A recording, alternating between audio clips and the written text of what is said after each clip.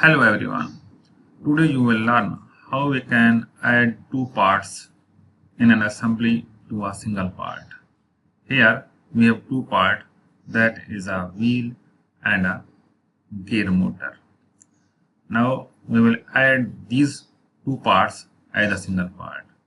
First of all, make a new part in assembly.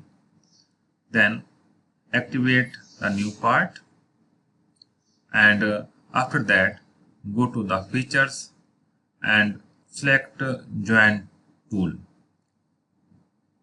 This is the join tool. From here you have to select the part you want to join.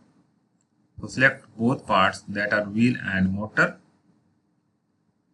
and hide the parent part. OK. Please wait until this command finish. Please subscribe our channel. So you can see now that we have joined two parts into single part. We can open this part separately.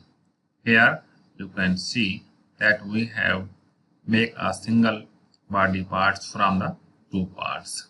I hope you enjoyed this video. Thank you for watching Solidworks tutorials. Subscribe and share. Take care. Bye bye.